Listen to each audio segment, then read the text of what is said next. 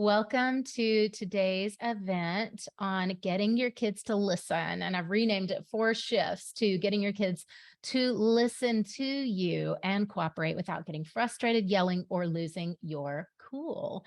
I'm so glad that you all are joining me and just excited to share with you this event that I put together from listening to what the moms who I'm working with are saying, potential clients who I'm getting on the phone with, really nailing down where is the breakdown for people in what you might be trying that's not working, in what you think you should be doing that you're not totally sure. We're going to go ahead and dive in now to really just kind of start with describing the problem. And even like the first piece of that is, who is this for? And I know you all already know you're in the right place because you came through my email list or from the group. But really, if you're a mom who struggles at all with getting your kids to pay attention to you, and what I mean by pay attention is like connect, to feel that connection, like I have your attention. If you have trouble getting them to take you seriously at times, if you struggle to get them to follow directions, so implement what you're asking them to do, or you struggle to get them to cooperate with you. So, hey, we need to do this thing together, or this needs to happen so the family can flow and can function. And I need you to do this with me. And you're not getting the response you want. Kids either ignore you, they blow you off. Sometimes I see kids like ignoring or kind of just like tuning out, just like, yeah, and then they don't do it. Or huh? And you know what I mean? It's not landing with them, or they're pretending they don't hear you. You're not sure which, but you know something isn't adding up, right? If you have a hard time following through with consistency, you might feel confused about what is the right thing to do. What does my child even need? And I see this a lot. Loving moms, caring moms, moms who show up for their kids, moms who want nothing more than to for their kids to feel safe and loved and taken care of, do not understand what it is their child is needing, what they're asking for, and how to support them with their particular set of needs or the way their brain works. Okay, so if you feel anxious, you get tired and drained, maybe jumpy, amped up. A lot of people I talked to on the phone have the heart racing. You know, they have that anxiety, feels like you're going to have a heart attack because, oh my God, nobody's listening to me. This cannot be happening. We're not going to make it to wherever we're going to go.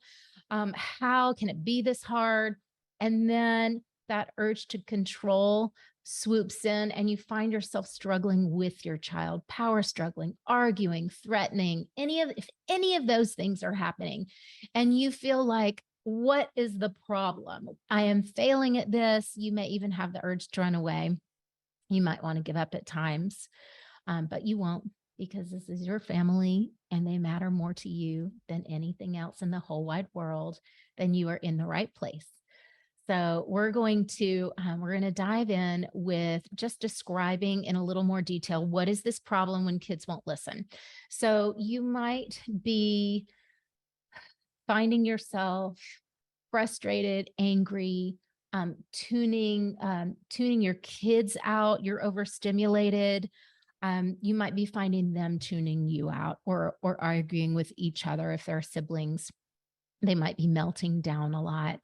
Kids melt down. It's normal.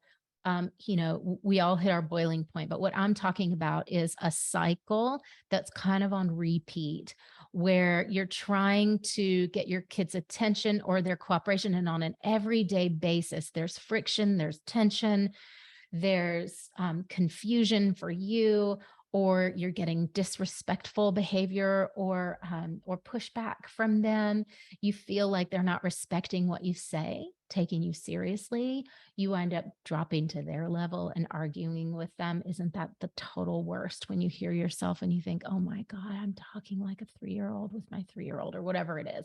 So you're not being the parent, you're not being the one in charge, you're not being the one who they need you to be in order to get that kind of cooperation. So we're going to look at some of those things. If you find you get emotionally overwhelmed, I know that those of you on here who've worked with me before are experts in this. You know what to do. You know how to stay clear of overwhelm. You know how to, you know how to stay focused and what strategies to use. And really just talking to those of you who haven't worked with me before, this is a place where you feel like you can't control your own emotions. You don't know even sometimes what you're feeling. You don't know why you're so frustrated or mad. And it just seems like if you'd stop doing that, then everybody would be okay. I could just calm down. So this is really a desperate, short fuse place to live in, where things feel chaotic. Kids feel out of control. Maybe you feel emotionally unsafe around them, or they feel unstable, unsafe. No one uses that language except for me, because I'm a therapist and my clients. But you guys know what I mean. Like, there's unpredictability, there's inconsistency, there's emotional chaos. There's you feeling like you're at your wit's end. You're at your wit's end. You don't know how to get through to this kid. And a lot of you on the call may have kids with ADHD, may have kids who've experienced trauma, who are having a trauma response. Maybe that's you. You might have children who have high needs, like they're not neurotypical. They have high medical needs.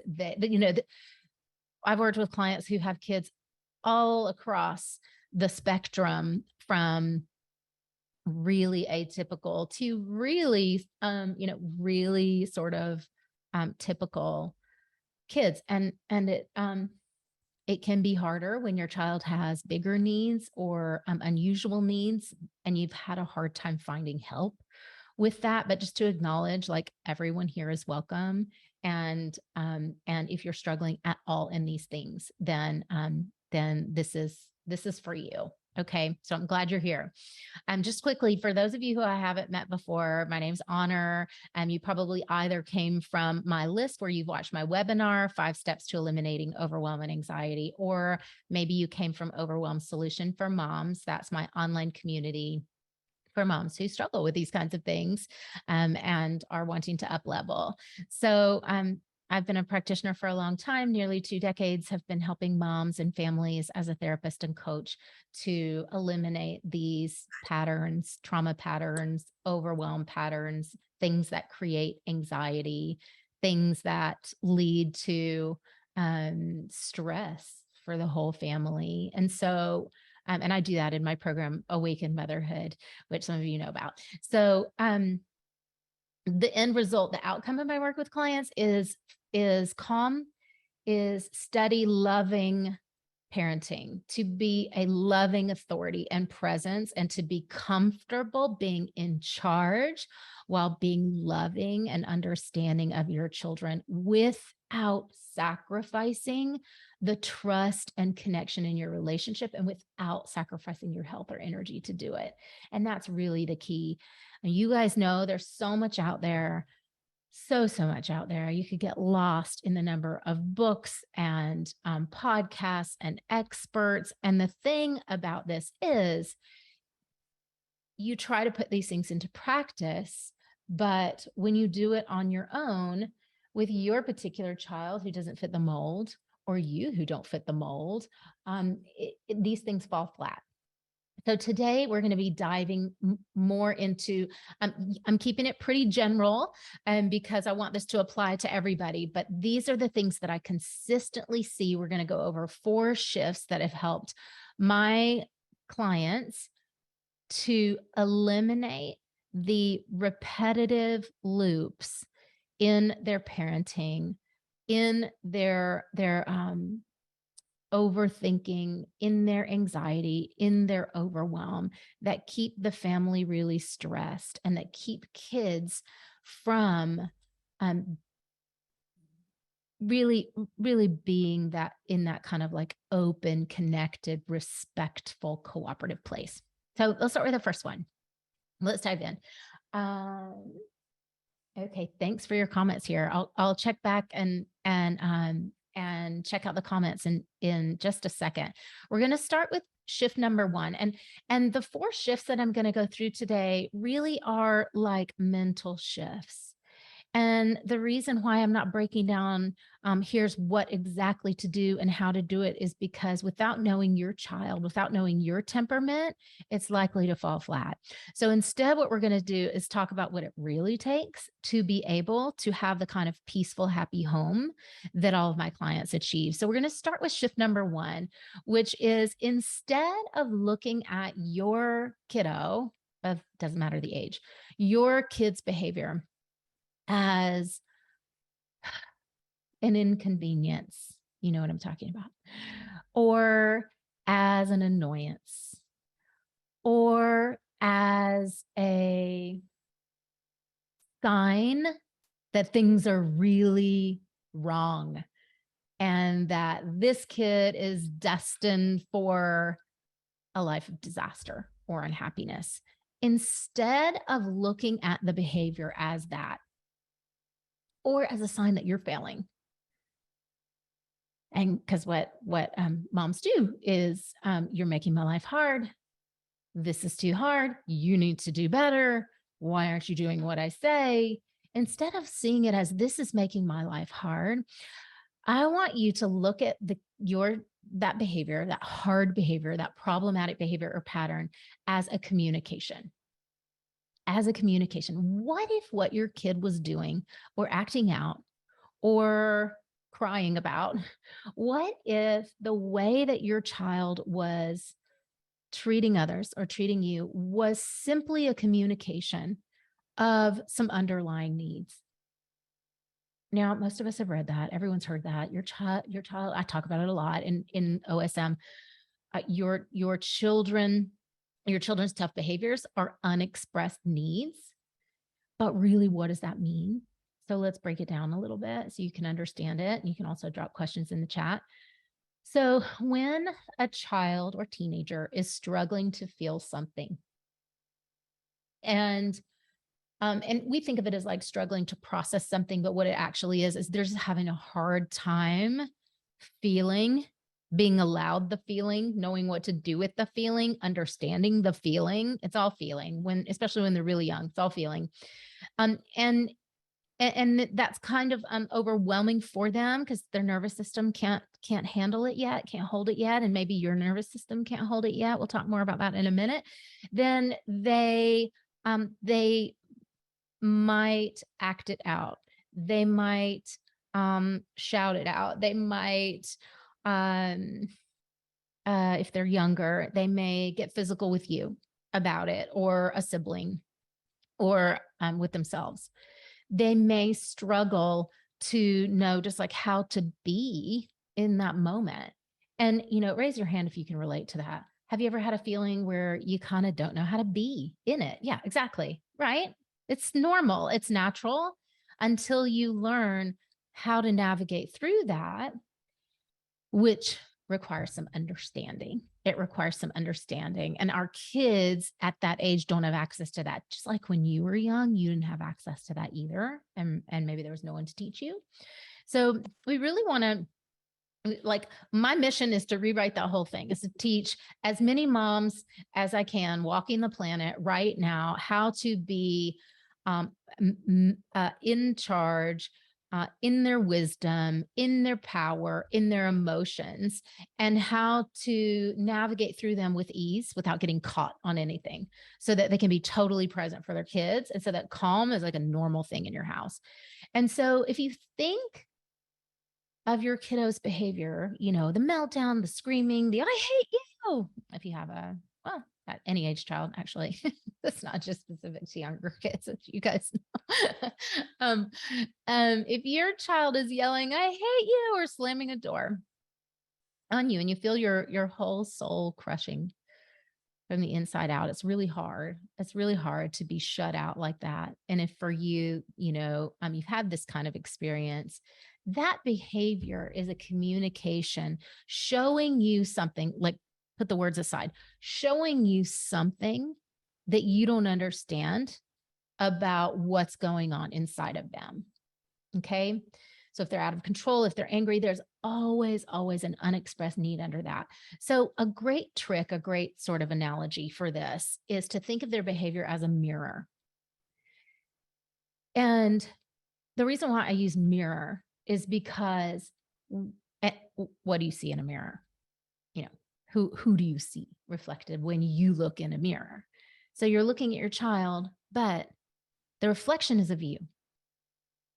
The reason why you are an incredible resource and tool for your children, and why you want to use their behavior as a mirror for your own experience, is because you will be able to pivot from it's all you, it's your fault, you need to stop doing this, or beating yourself up, to just like, what is happening right now? What is happening right now? So I'm going to talk a little bit more about this. So if you think of their behavior as a mirror that offers you clues, and it's showing you like what's underneath their words, what's underneath their explicit behavior, then that automatically creates a spirit of curiosity. Curiosity is a total and absolute game changer. So for those of you who have worked with me, and this is one of the very first things that I teach in Awaken Motherhood, get curious. Stop thinking you know everything about what's happening. Stop thinking you know what's going on inside of you, because you don't. There's a lot that happens underneath the surface of what the conscious mind knows. And that's where all the juicy stuff is. And that's where all the healing needs to happen in order to transform. And so just pivoting to, whoa, there's something going on here I don't understand, is a massive mental shift toward curiosity, toward openness toward your child, instead of shutting them down, shutting you down, feeling resistant to what they're doing. Stop doing that. You need to put that away, tuck your emotions away. Let's do this. Let's go. You can't be tardy again to school. Or if you don't do your homework, you're going to, I talk to people all the time who are like, really functional people, really functional families who are doing really well, mothers who have fear-based worry, future worry that their children will end up on the streets or in jail. I know that you guys are thinking this. I know that this is a story that people are inserting onto their children. And when you look at the behavior as a thing that's wrong, or someone screwing it up, then that's going to shut you down. So to stay open is shift number one. I'm going to give you the words. I wonder what's going on here. I wonder what's going on here. The shift moves from a mental tape of, why can't you just do what I ask, whether you say it out loud or within your own mind, to a space of curiosity, which sounds a lot more like, oh, wow, I can see that you're going through something hard. I wonder what's going on here for you. I wonder what's happening. I wonder how I can support you better. I wonder what I don't understand here. Opening to more, opening to more. So you may not know the answer. And in today's masterclass, we're not going to get there for your individual child. Those are things you need expertise for, to get the answers to that, to then shift. But you can begin right now with stepping out of this resistance energy, shutdown energy. I just want it to stop happening. Just stop, just stop, just stop. You've probably heard yourself say that. Just stop it, into a place of, wow, I wonder what's going on here. Okay, that's shift number one. So if you can do that, if it makes sense, say yes. If you have a question, drop it in the chat box now. I want to hear about that. And then in just a moment, we're going to move on to shift number two, which again is a mental shift. And so just kind of listen. to yourself to like what's coming up as you're hearing these shifts. And and some of you may feel, oh, I can't ever do that. Or some of you may feel that that's too easy, that won't work. Or yeah, I've tried it. I hear that a lot. I've tried everything, but, and you haven't. If you're still struggling with the problem, there's stuff you haven't tried, because there are tools to resolve and fix this. So let's just, I'm going to check back in the chat in a second, but let's just recap. Shift number 1 is, instead of looking at your child's behavior as an inconvenience or an annoyance or an irritation or something you just want to go away or stop, something that is punishing you or making your life hard, I invite you to look at it as a communication, as a reflection of what is happening in you. And when you get curious, I wonder what's going on here, you can, within whatever is your capacity. Some of you may have no capacity for this. Some of you may have a lot of capacity for this. I wonder what's going on in you. I wonder what's going on in me that is co-creating this. So I'll say more about that in a moment. Everything is a part of a dynamic that's being co-created when we're talking about parenting. There is no, my child is independent of me, sort of story that is helpful in helping us parent our children. Rather, when you shift into understanding that everything is relationship, everything is what I'm inserting into the mix. Everything is what I'm telling my child. Everything is what I'm seeing back is what I'm putting out. That's the mirror. Okay. So if you're ready to hear that, then start opening to what is that mirror what is that mirror showing me through my child or my teenager's behavior? What's hard to see about me? Am I raging? Am I resisting my feelings? Am I tuning out? Am I numbing out? Am I scrolling? I don't know how to process my feelings. I'm just going to kind of, so just notice, what is this showing me about me? What is the mirror saying? Okay. What tips to stop yourself from boiling over so that you can pause, think, and explore these questions? Great question, Danielle. So, and just reading this other comment, my kid fights me on everything. Sometimes I get frustrated because it's as though he's ignoring me. Other times it's okay.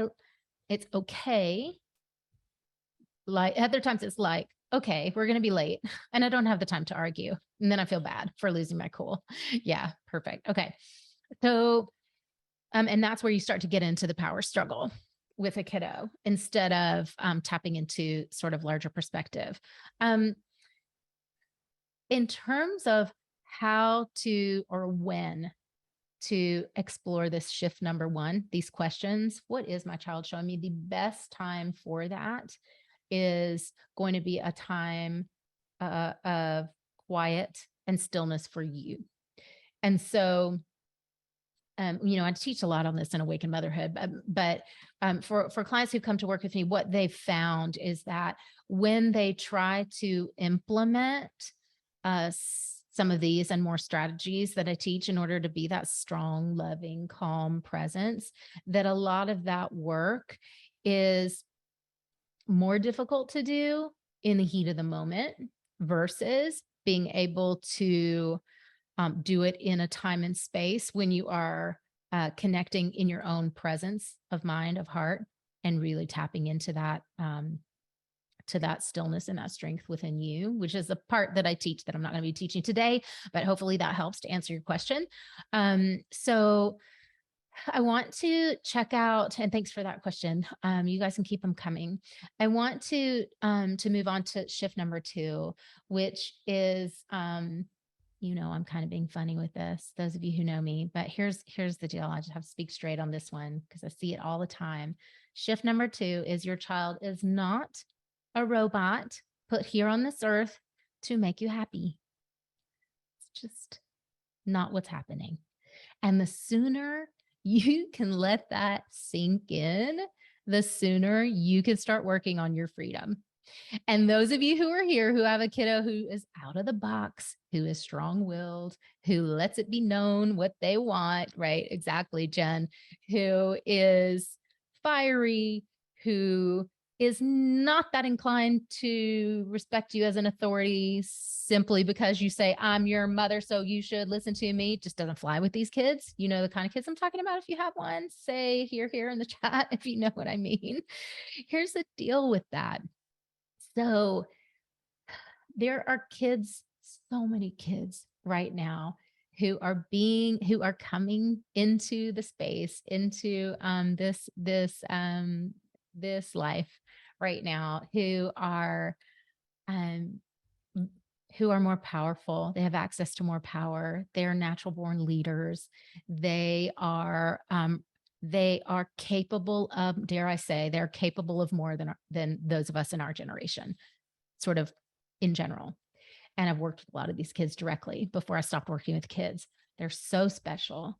They're so creative. They're such innovators. A lot of them are natural leaders. They're highly, highly sensitive, like psychically connected, and can read a room in a split second. And a lot of them don't sleep and they never have slept. And a lot of them don't like to eat things because their gut is super sensitive and you can't figure that shit out. And, it's just on and on and on and on. So, if you have one of these kids, you are being called into a higher skill level that none of us have. None of us were given by our parents because this wasn't going on then. Let's explore this shift number 2, which I was glad to see a few of you smile on that one. Don't get mad at me, but your child is not a robot put here on earth to make you happy. And then in my notes, I wrote of course you don't think this. I've never thought it. No one's ever wished that, but really, let's admit it. We would really love, how much would you love for your children to just do what you're asking them to do in the moment that you're asking them to do it, right? Anyone? Confessions? Yeah, absolutely, right? Wouldn't that just make my life so much easier? And so I just want to say a little bit about this. So when we're in this mental trap, and this is a mental trap, that kind of thought form. It's a thought form, it's a belief form, it's an expectation that bleeds into the relationship with our kids.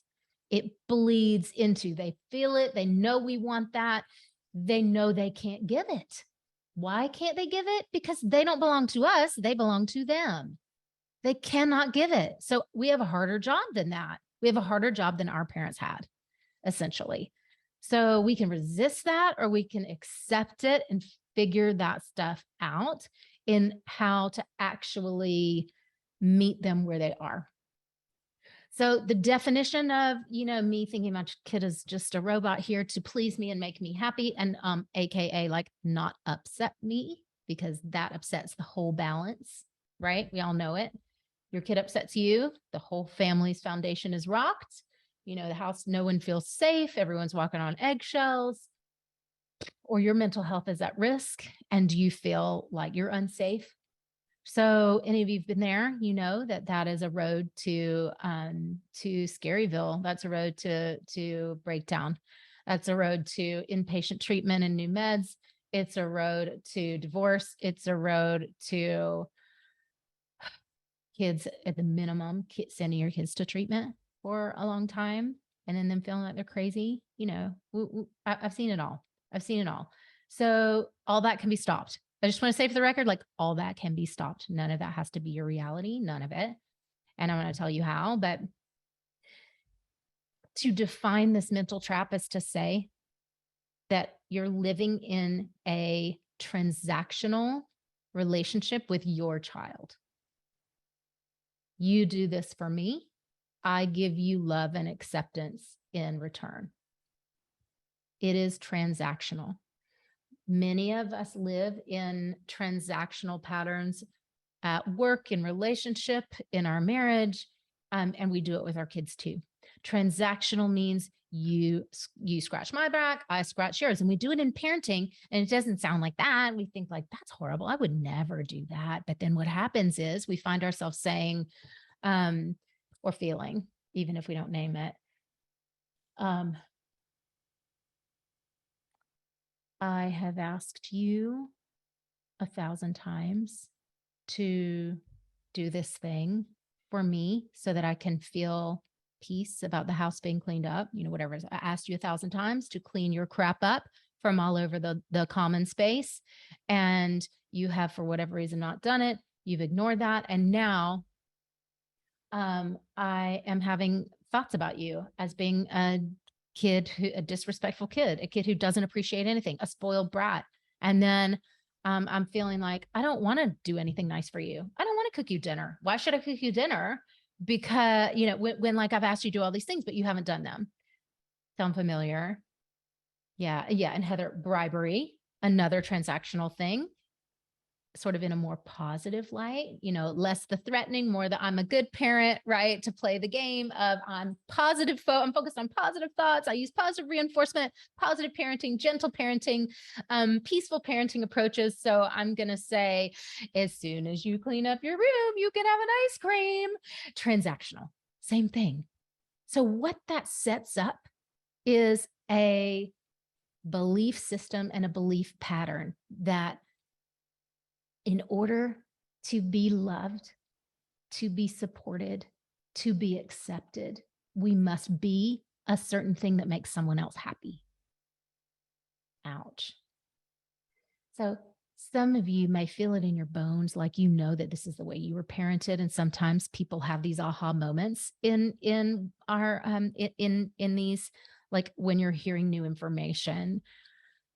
And so I just want you to be tender and gentle and loving and compassionate with yourself right now. If you feel something rattling inside of you, just take a deep breath, send it down through your feet, ground your energy, take a breath, venture to forgive yourself, venture to forgive that this is so painful that I can see I've set these things in motion. Do what you need to do. Put your hand on your heart. It is okay to feel that you don't like it. It is okay to feel that something is painful to see. Okay. I want you to let it in, because this is the way into taking new action. It's the way into owning your power. And yes, you are powerful, whether you've owned it or not, whether you've noticed it or not, whether anyone's ever recognized that in you or not. This is the way. So just noticing that, oh my God, these things are happening for me. Yeah. Lorraine, thanks for your comment. Transactional is strong in this house, and now it's going both ways. So thank you for adding that, because kids are so smart. These kids, they're pretty quick. They don't need us to do that for more than 1 or 2 times before they go, I'll sit with you and read a story if you do XYZ for me. And if you have a savvy little one and they say that to you, then guess what? They didn't create it. It's the mirror. It's the mirror. And anybody on here who's parented a kid of any age knows that at some point you're going to hear them say something, whether it's the F-bomb or whether it's a threat or whether it's a, I love you if you scratch my back, mommy. It doesn't matter the degree of what you hear them say, but you go, oh my gosh, that sounded just like me. That sounded like me. I think that's me. I'm just, there's a mirror there. So, yeah. So, if you say first we pick up the toys, then we can color. Okay. So what's different about that? And that's beautiful. Oh, Virginia, Mr. Comment to leverage. Can we do this first? And then you can do, yeah. So there are some little pockets here of grace with things like that we call like emotional currency and leverage, which are like only slightly questionable. And this is like depends on your level of skill and your intention in how you implement it. I know you know how to do it, Virginia.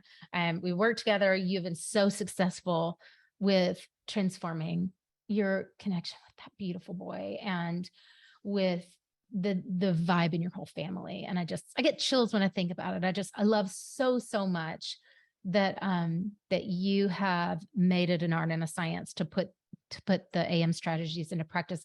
And what you've gotten back is just so much love and connection and openness, and less fight and more fun.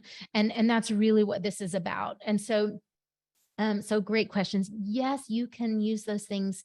And it's important that they're connection based. They always need to be connection based. So when you are saying, let's clean up the house and then we'll color, you got to want to color. You got to love that stuff. You got to be into the amazingness of your kid creating art with you. You got to be down with that. Otherwise, they know it. You're out. It's transactional. Okay. So that's the rub on that one. So if you know that you are taking a transactional approach with your teenager, with your child, and I hear people doing this all the time, I'm trying to be consistent with consequences, people will say. Moms will say, I'm not sure what's the appropriate consequence, or should I remove this, or should I leave them to just experience natural consequences like truancy, at a certain age, they're not getting to school.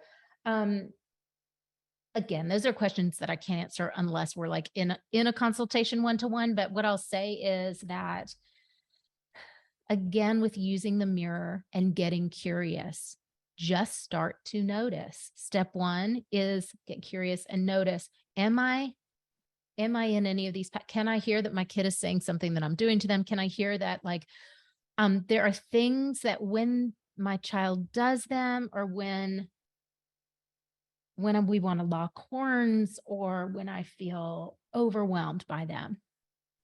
If you listen to yourself, just listen, like body scan, tune into what you're feeling, what you'll notice is like, ugh, just yuck. Ugh, this doesn't feel good. Something doesn't feel good. That's a red flag. That's a red flag. It's a flashing red light. Pay attention to that yuck feeling. It's giving you some communication that something is off and you need help with that. So shift number 3.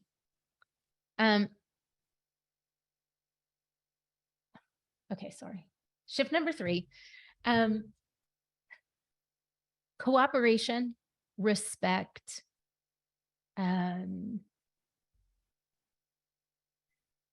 loving connection. Like, for example, picking your child up from school and being able to hear about their day, or going, what's going on? Are you okay? And like, they trust you to open up to you and tell you, or they trust you to curl up in their lap and cry, and you're just the big container for them. That outcome, that beautiful kind of healthy, connected relationship results from your ability to love, accept, respect yourself, and move through your own feelings with ease. Okay. Now, some of you, I'm preaching to the choir. You've worked with me before. You absolutely know that that's the crux of everything. In another masterclass, which I have running, I say this in the language of like, change comes from the inside out. When we're trying to get it from outside of us, if my kid will cooperate, I can be okay, kind of conditional happiness. Or you do this for me and then I'm okay, again, another form of conditional happiness. But we don't know how to construct our own sense of happiness, grounded in peace, grounded in, I am enough, grounded in, I am the perfect mom for this kid, or it wouldn't be like this. This is by divine design. I accept it. I'm up for the challenge. I'm going to open to this, and I'm going to be the mom this kid needs. Shift number 3 is about using that mirror to see within yourself what wounds need to be healed that have come up in motherhood. What trauma from your past is ready to be transformed. What gap in your skill set. With this, if you have a particularly challenging kid, what gap in your skill set needs to be corrected and filled so that you can believe yourself when you say, I am ready, I am prepared, I know that I know how to handle this, and I will always know, so that future worry fades away. Because confidence has replaced that, because self-trust has replaced that. So I want to talk for a moment about motherhood grief.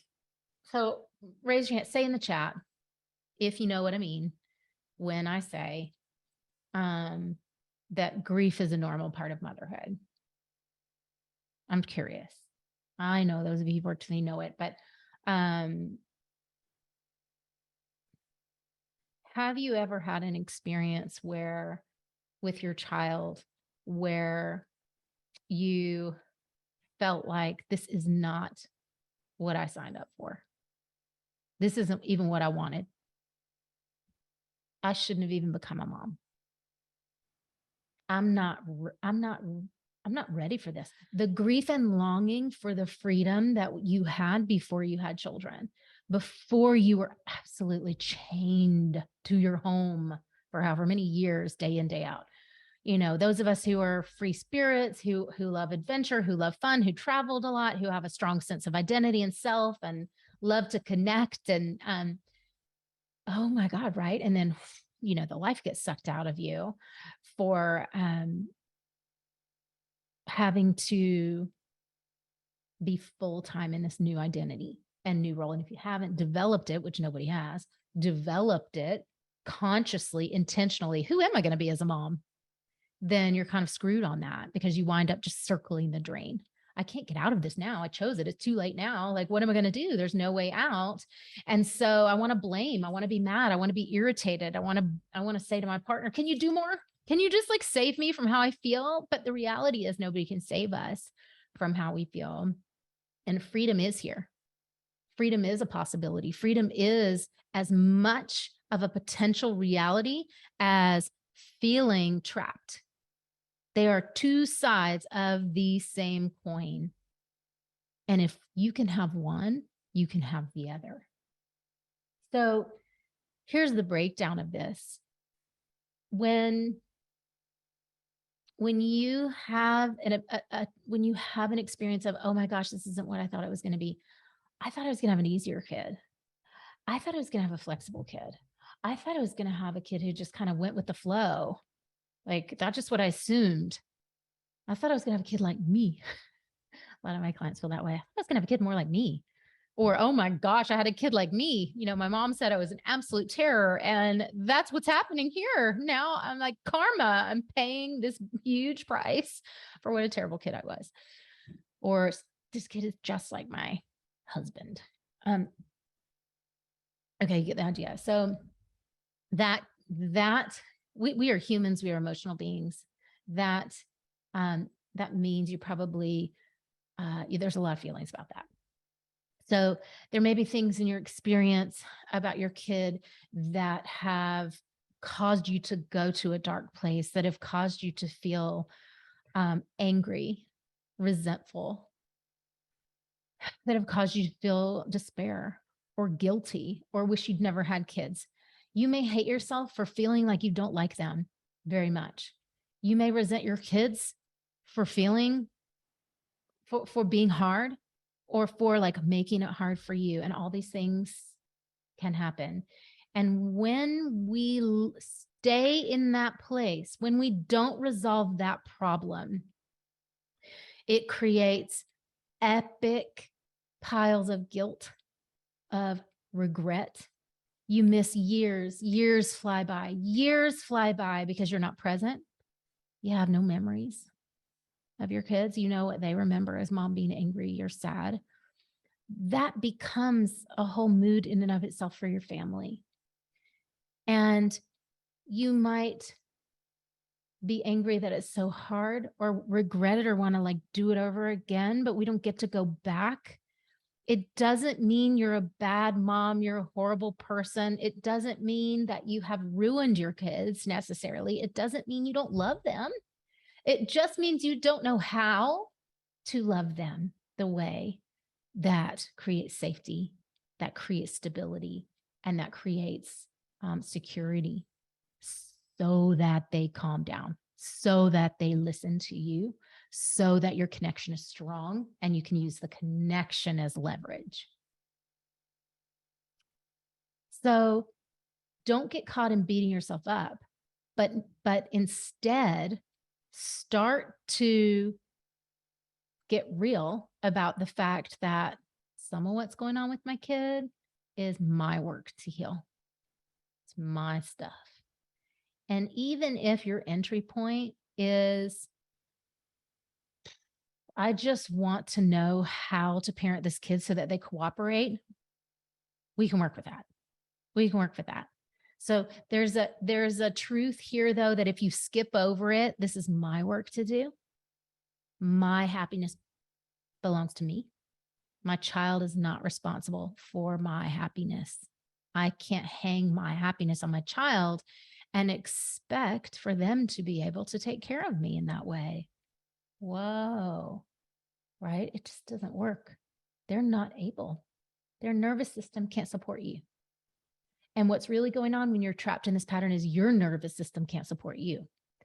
Okay, that's what's happening. And so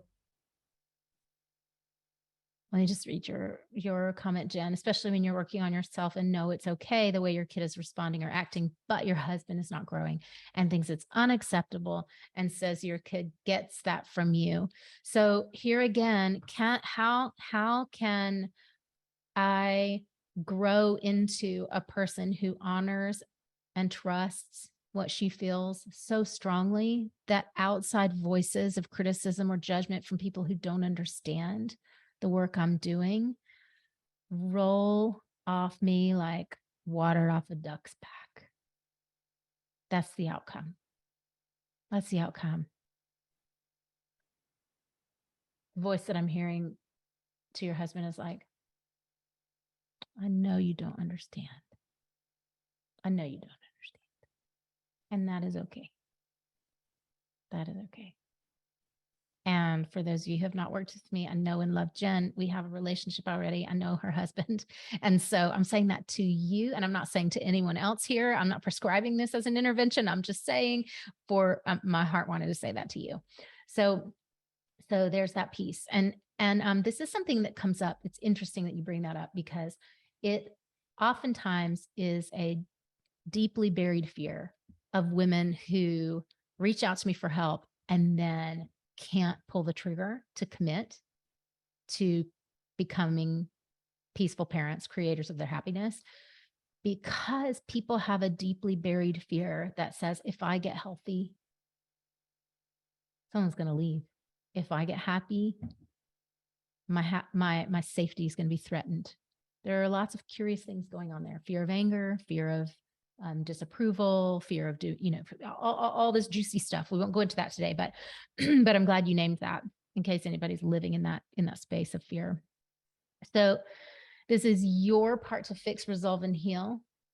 And that goes for any circumstance, honestly, that causes you irritation, frustration, snapping, yelling at your kids, and seeing them as uncooperative beings.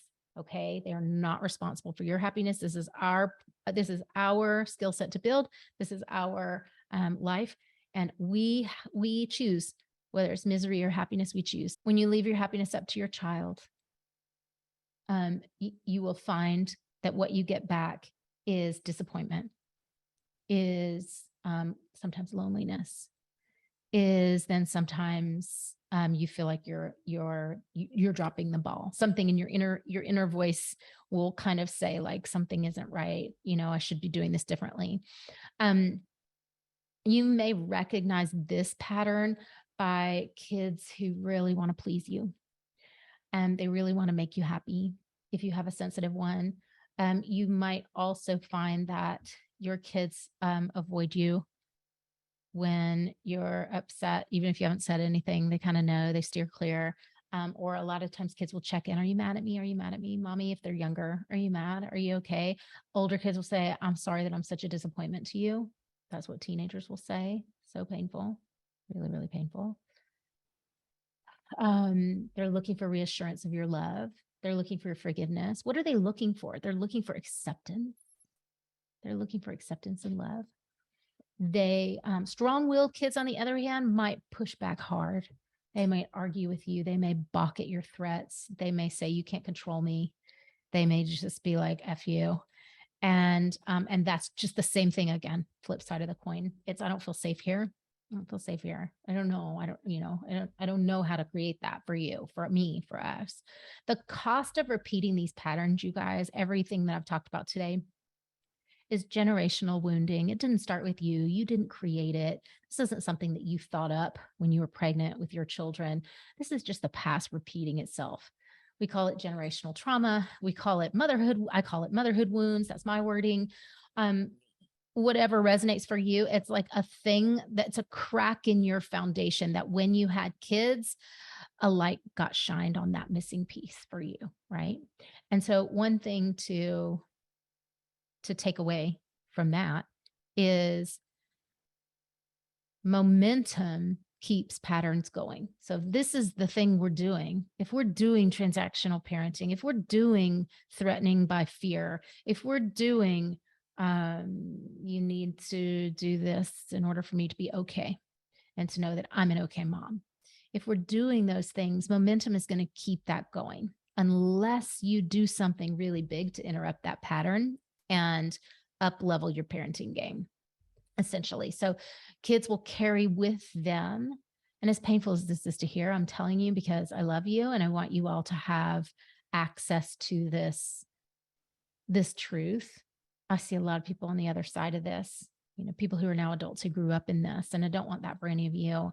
Kids carry with them a fear of abandonment. So the result of this pattern of, you need to make me happy, unconscious message is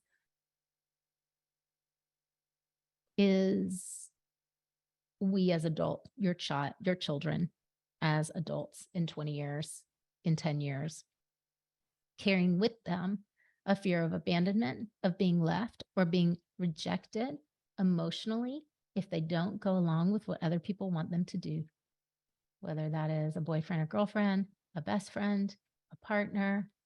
If they don't do what other people want them to do, and they will attract people like that in their lives, that they risk love and acceptance.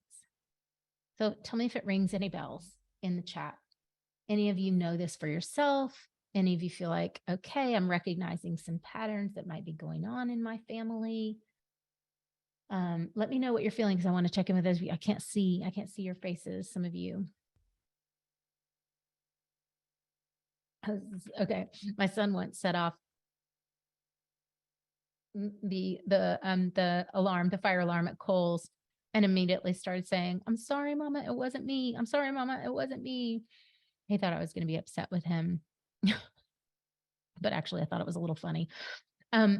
So the sort of emotion, if we melt in, if I feel, just sensing what's there from your comment, like when our kids are afraid of upsetting us, it feels fragile. Our mental health feels fragile to them. Our state of happiness feels dependent on what they do. That's how they see it. So what my mommy feels about me is dependent on what I do, and mistakes aren't okay. So interpreting for your son, mistakes aren't okay. That I feel scared, and I feel worried about, about if I'm going to lose that love, something like that. As an example of what I've seen for other people. So that is high stakes for kids to live like that. It's also dicey for you as mom, because you're walking a tightrope. You got to present all the time like things are okay in order for your kid to feel safe. You got to kind of pretend. You got to put on a mask. You got to say, "Mommy's okay. It's all okay. You're okay." And that's exhausting. That's super exhausting. So I can imagine you're pretty tired. Yeah, exactly. And teenagers go through it with their quote unquote friends, right? Oops, sorry guys. They go through it with their friends. So um this responsibility of them making us happy is too big for them to fill. And so the shift here is to take responsibility for your own happiness, your own health, your own relationships is the only way to win. When you decide to own that, that means recognizing the part you play in in wishing this was different, in resisting the reality of what is, in wishing your kids were easier, in and not deciding to keep doing it this way instead of deciding to become the parents that is natural to you, who your kids need, and really stepping into freedom from these generational wounds and patterns of unworthiness and doubt. Many of them are not ours. They came from past generations. They came from your mom or your dad or your grandma. And when we do that healing work, then what's so beautiful is we're making it available to our children, that every piece of what we heal inside of us makes love, acceptance, happiness available to our children. So with every bit of love and acceptance you give yourself, that opens up the way for your child to know and intuitively follow in that path. Okay. So here, one last piece to highlight. There's an old way versus, I'm going to call this the old way versus the new way. The old way of parenting, which just does not work with these kids that I mentioned in the beginning, is like, we're trying to get our kids to cooperate using punishment, threats, or intimidation. Fear-based strategies do not work with kids. These are strategies that people use to control a child's behavior, but just know and believe me when I say you might be able to control your child's behavior through threat or fear, but you will never be able to control what they feel or what they think. It will never happen. So if what you want is a loving, connected, respectful, real, authentic relationship with your kid that lasts your lifetime, that's not going to get you there, right? It's going to erode that. All right. So fearing you, and I just want everybody to hear this. I don't know if there's anybody in the call that needs to hear this, but like, fearing you is not the same as respecting you. Okay. And this might be going on with your partner. You might have a partner who gains surface level respect through being big and intimidating to your kids, or harsh with them, or what have you. And that isn't real respect. It's just fear. It's just fear with pantomimed respect. So another thing that honestly does not work, I hate to be the bear, I hate to be like the Grinch on this one, but gentle parenting, people get it so wrong. Gentle parenting, where the people take that and put it into practice, and there are no clear boundaries. There's no consistency. There's no one in charge. No one in charge. That happens all the time, where people misinterpret being attentive to your child, and it becomes indulgence. It becomes the kid ruling the roost. I've heard people say, I don't want to crush her spirit. That means I'm scared to say no. That does not work to raise grounded, sensible, functional humans. Kids, when parents don't know where to draw the line or how to hold that line, then it spills right over into being permissive. Permissive meaning a kid doesn't know where the safe boundaries are. They don't even know who's in charge. Or you're in charge one day, but then they are the next. No might mean no, but it also might mean yes if mommy's tired and irritable. And if I push enough, that no might turn into a yes. That is not going to create a life of peace where you get to put your feet up and read a book when your kids are playing independently with themselves. It's the dream, right? So without clear boundaries and somebody in charge, kids don't feel safe emotionally. They just don't. So they act out, argue, they're dysregulated. The new way, and this is the way that we teach in Awakened Motherhood, I'm really preparing moms to be able, with a really clear approach and a proven system, to be able to parent based on real connection, on relationship connection with your particular child based on what your child needs and what you need to be healthy and happy. So if you're trying to parent just to make your kid happy or keep your kid looking good or keep yourself looking like a great mom, then I know how that's going. When what you want is to parent your child in a way that works for you and works for them, right? Just feel that for a moment. Wow, how do I parent a challenging kid in a way that works for me, that meets my needs, that serves me, that allows me freedom, that allows me relaxation, that allows me to bypass all the arguing and power struggles, because I don't want to do that anyway. Successful parenting is happiness for everybody in the family, not just your kids. Any people pleasers on the call? Raise your hands. Successful parenting is not about having your partner think you're doing a great job. And it's not just about having other people think you look great while you're parenting your kids on the playground, or looking at your kid as a high school student saying, wow, mom must be doing a great job. It's, if you're looking for outward validation, praise, or afraid of external judgment or friction, that means that there's a block, a barrier, a wound there that you haven't learned yet how to own your power as a mom, how to trust yourself, and how to really be in charge, which takes us to that last piece, which is the shift number 4 of invest in expert help.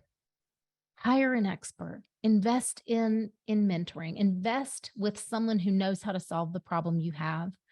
I mean, here's the reality. There is no shortage of free information all over the internet. There's no shortage of parenting books.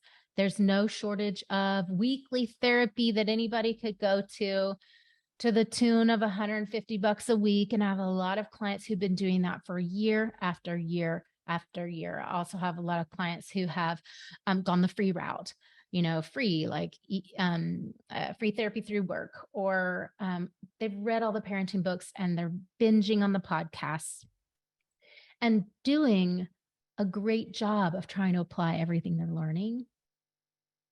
When you've done that, but you're not getting the results you want, there's a very clear message there saying, what's going on for me is something I'm going to need expert help, reflection, and support to resolve. And so,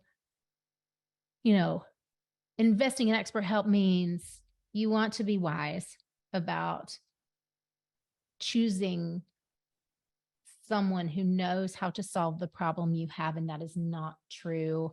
It is not like widely true that a lot of people know how to help you to create a mental peace and emotional stability for yourself that also transfers to kids. And this is a very, very specific problem that I'm solving. The truth that I see is when people are kind of spinning wheels and really not having results, their kids aren't calming down, home isn't falling into order, is that they haven't gotten all the pieces and they haven't figured out how to put it together for themselves. So in Awakened Motherhood, for example, we use a really clear, structured process. The system is now a very proven system that gets consistent results for our clients. And we've helped, to hundreds, 250 moms probably at this stage to rewrite the way that the everyday goes in their home, from feeling overwhelmed, irritable, snapping at their kids, not knowing how to upgrade the relationships with their kids, to a place of trusting themselves, being present, being calm, having the energy to connect, understanding what their kid needs, and being able to be the mom who gives that, who gives that without self-sacrifice, martyrdom, exhaustion, and sacrificing your whole sense of being. And that's kind of the old way. If any of you who had a great mom, any of you who had a mom who was hands-on, who was dedicated to you, who was full-time momming at home, most likely there was a downside there around martyrdom, self-sacrifice, skipping over her own needs, underneath that depression, emptiness, right? That's it. That's the old paradigm. And so what women try to do now is be a great mom, be all that, be present, do my work out, go to therapy, do the things. And at the end of the day, there's nothing here left for me. I'm an empty shell because that old pattern from my mom is repeating itself. So I'm just bitter. I'm just mad. That is so toxic. So if you're feeling that, the negativity, the resentment, if that's in your field, if that's in your body, then that's something that is not going to go away on its own. It's not going to go away on its own. And the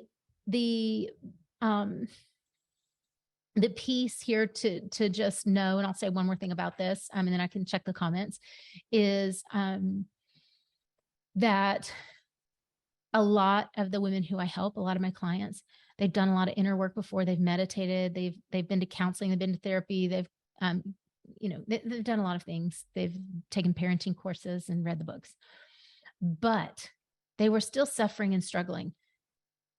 Don't draw the conclusion that means there's something wrong with you or you're beyond help. Okay. Just trust your heart that you're allowed to be happy and that there is an answer here for you. If I can help you solve the problem that you have, then let's find that out. And I've cleared my calendar for the next 3-4 days of appointments so that there's space available for anybody who's here today that wants to take advantage of a free strategy session. It's usually about 45 minutes to an hour when we do it this way, to outline your outcomes and identify what has you stuck. And we're really structured in these meetings. It's not like a therapy session. That's not what we're doing. We're finding out, can I help you to resolve the problem you have? And if that is a yes, I'll let you know. And then I may invite you to work with me. That will may come or not. If it doesn't, then I will absolutely refer you to someone who I think would be a better fit. This is really for people who have this problem we covered today, that, these are things you struggle with, and who it's not for. And I just want to say with so much compassion, this is not a call offer for people who are in situations of crisis, in acute crisis. That might be domestic abuse, that might be addiction, early recovery, it might be an unstable living situation. Any and all of those things are going to require a different intervention, which is stabilization. That always comes first before transformation. Stabilize and then transform. Okay. So I want